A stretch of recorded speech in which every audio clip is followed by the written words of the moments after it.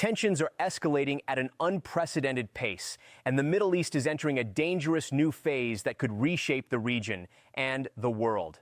Welcome to WCN, World Current News with Yusuf, where we bring you the full picture as it unfolds. Breaking news. Natanz nuclear facility has been hit. Hezbollah is back in the war. And with 6 Americans dead, this conflict just crossed a line that could ignite the entire region within hours. Donald Trump went on ABC News and said something that stopped people in their tracks. He was asked about who would lead Iran now that Khamenei was dead. And Trump said the attack was so successful it knocked out most of the candidates. He said, "It is not going to be anybody that we were thinking of because they are all dead. Second or third place is dead too." Think about what that means. The United States and Israel did not just kill the supreme leader of Iran. They killed the people who were supposed to replace him. They killed the backups. They killed the contingency plans. 48 senior Iranian leaders are confirmed dead.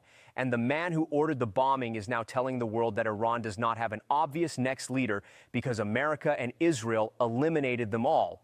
This is day 4 of a war that started 4 days ago and has already changed the shape of the Middle East for a generation.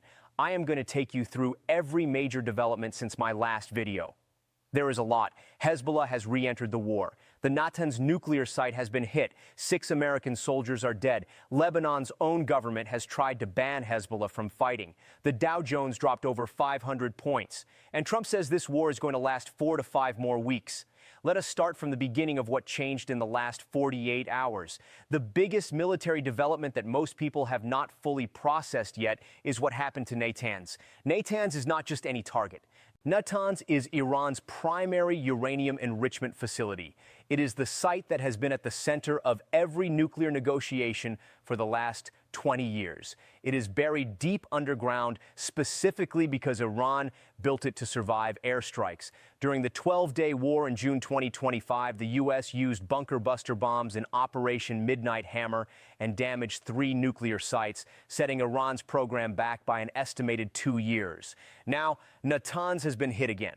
According to multiple reports confirmed by Iranian state sources, U.S. and Israeli strikes struck the Natanz nuclear site during this campaign. The IAEA said it was closely monitoring developments and that as of now, there is no evidence of radiological impact, but this is a critical qualifier. No radiological impact right now does not mean the facility is intact. It means the strikes did not cause a nuclear incident. It says nothing about the structural damage to the enrichment infrastructure. If Natanz has been significantly damaged or destroyed in this round, then Iran's path to a nuclear weapon has not been set back 2 years. It may have been set back a decade. That is what the U.S. and Israel mean when they say the goal is to prevent Iran from ever getting a nuclear weapon. Natanz being hit is not a side operation. It may be the central objective of this entire campaign. Now let us talk about the leadership vacuum because Trump's ABC News comments opened a completely different dimension to this story. Before the strikes, intelligence analysts had identified a short list of people likely to succeed Khamenei if he died or became incapacitated. Khamenei himself had reportedly spent time during the June 2025 12-day war preparing a succession plan. According to the New York Times, his top picks were 3 men. His chief of staff, Ali Asghar Hijazi, Supreme Court Chief Justice Gholam Hussein Mohseni AJ, and Hassan Khamenei, the grandson of the founder of the Islamic Republic. Israel confirmed to the Times that it killed Hijazi in the strikes. That is Cam's first choice for successor dead. Trump told Fox News that 48 senior Iranian leaders were killed in total. He told ABC that the attack was so successful, it eliminated most of the candidates. Second and third place, in his words, are also dead. So who is left? The name that is emerging most strongly right now is Hassan Khamenei. He is the grandson of Ayatollah Ruhollah Khomeini, the man who led the 1979 revolution and created the Islamic Republic. He is a mid-level cleric. He has never held major public office. But his name carries enormous symbolic weight in Iran because of who his grandfather was. After the June 2025 strikes, Reuters reported he had already emerged as a frontrunner. He is described as relatively reformist. He has reportedly said publicly that sometimes dignity is born through war and sometimes through negotiation. That is a notably different posture from the hardliners who surrounded Khamenei. But there is a critical problem with Hassan Khamenei. His grandfather founded a theocratic system built on the concept of At Yaqi, the guardianship of the Islamic jurist. The supreme leader is supposed to be a grand ayatollah with deep religious credentials.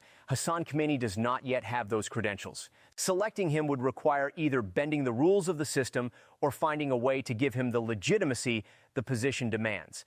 And the IRGC, which is the most powerful surviving institution in Iran right now, has its own preferences. This brings us to the contradictions at the heart of Iran's situation right now. Publicly, Ali Larijani posted on his social media account, "We will not negotiate with the United States." In another post, he wrote, "Trump has betrayed America first to adopt Israel first." He called Trump's actions a sacrifice of American treasure and blood to advance Netanyahu's expansionist ambitions.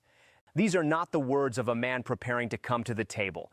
But at the same time, the White House told reporters that Iran wants to restart negotiations and that Trump will eventually speak with whoever ends up in charge. And Trump himself told The Atlantic that Iran's new leadership has expressed interest in talking. He said they want to talk, and I have agreed to talk.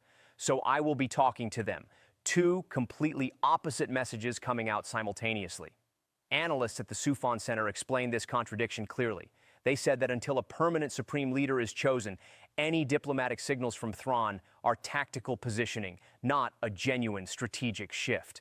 The three people on Iran's interim leadership council have markedly different ideological orientations.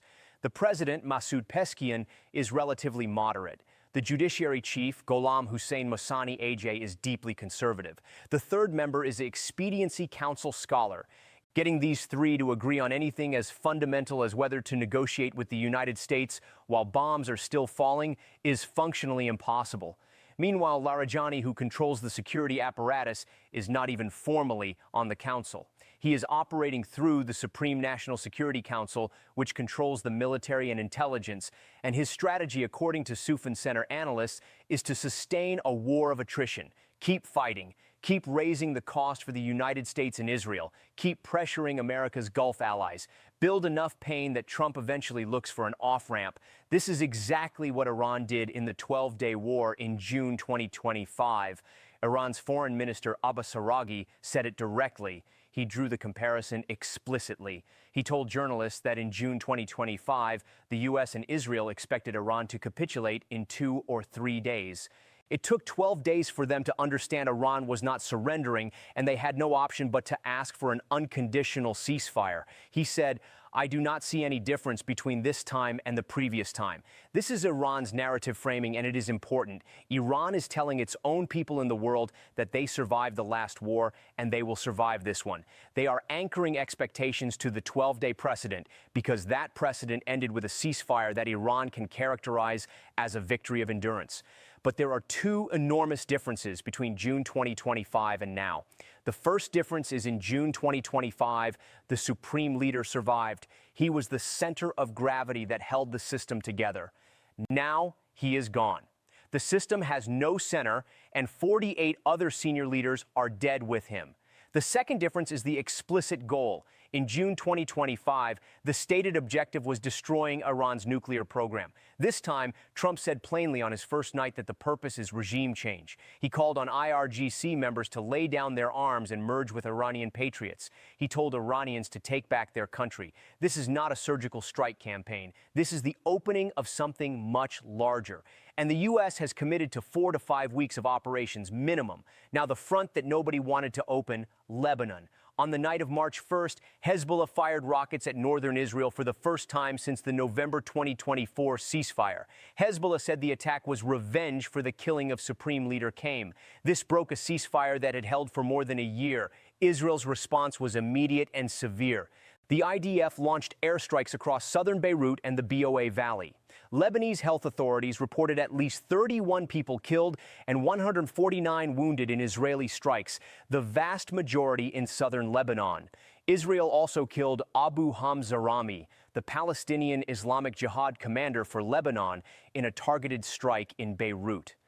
The Israeli military explicitly framed these strikes as part of Operation Roaring Lion, the same operation against Iran, saying Hezbollah was operating on behalf of the Iranian regime and bringing ruin to Lebanon. Here is where the situation became truly extraordinary.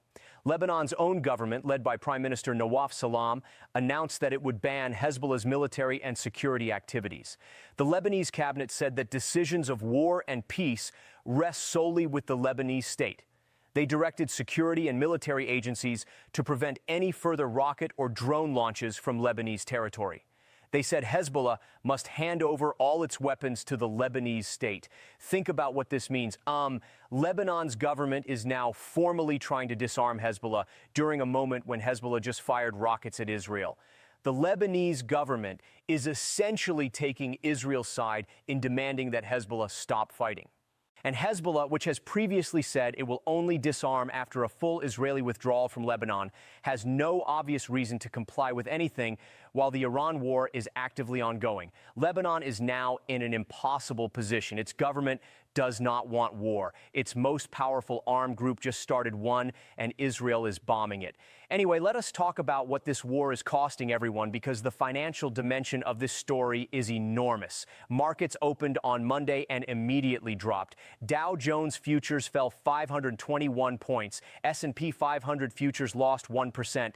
NASDAQ fell more than 1%. Japan's Nikkei dropped 1.2%. Hong Kong's Hang Seng opened down. These are not small movements. These are the beginning of what happens when a region that supplies 20% of the world's oil goes to war. Brent crude jumped 9% on Monday to $79.41 per barrel. U.S. crude rose more than 8% to $72.57. Gold climbed 2% as investors moved into safe haven assets. The 10-year Treasury yield fell to its lowest point in 11 months at 3.926% as investors moved out of equities and into bonds. But here is what the markets have not fully priced in yet. Most of Monday's movement was reacting to the initial attack over the weekend. The markets have not yet absorbed the Natan strike. They have not fully priced in Hezbollah re-entering the war. They have not priced in Trump saying this lasts 4 to 5 weeks. Every single day this conflict continues. The risk premium on oil stays elevated or rises. Goldman Sachs had already added a $6 war risk premium before any of this started. The ships are still anchored. 150 tankers and LNG carriers sitting in open water near the Strait of Hormuz waiting to see if they can move. Shell, BP, and major Danish shipping companies have suspended crossings. Qatar's LNG, which heats homes in Germany, Japan, and South Korea, is sitting in tankers that cannot move. The longer this lasts, the more this becomes an energy crisis that reaches into every economy on Earth. Now, let us talk about the American soldiers who have died, because this is where the political pressure on Trump starts to build in ways he cannot fully control. 6 American service members have now been confirmed killed in action.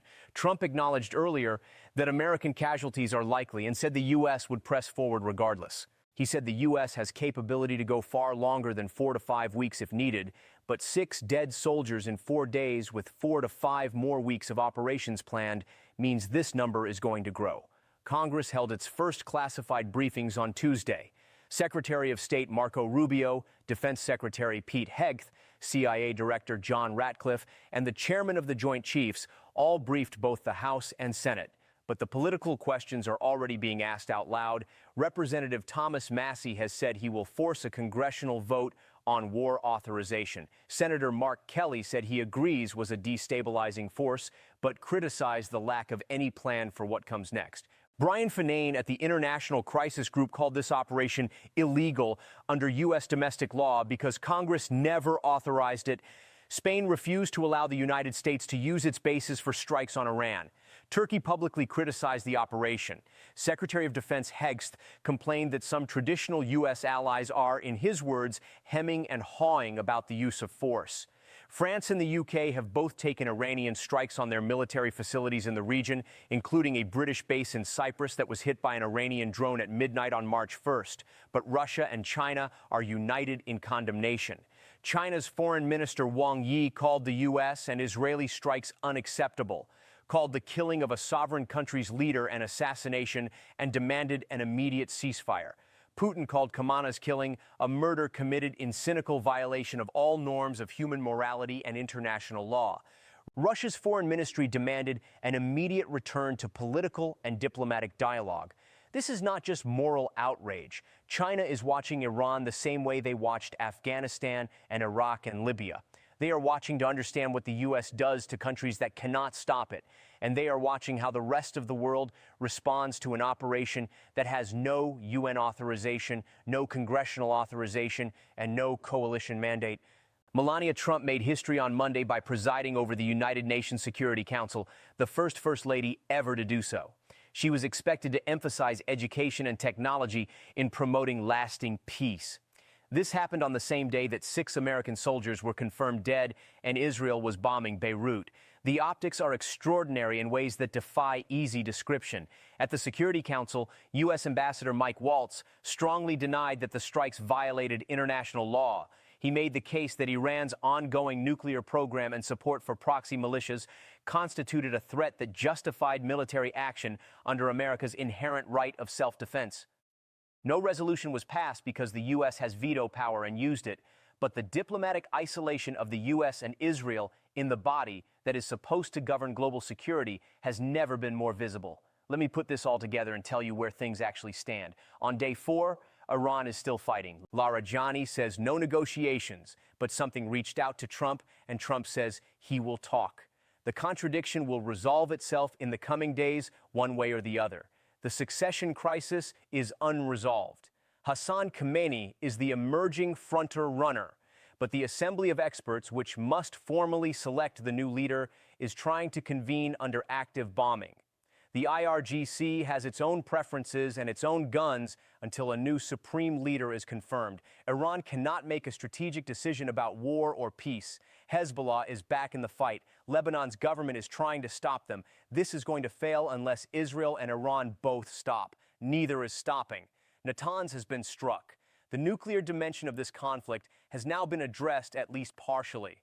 Whether it has been addressed decisively will determine whether this war ends with a transformed regional order or simply a pause before the next round. 6 Americans are dead. Trump says 4 to 5 more weeks. The math is uncomfortable.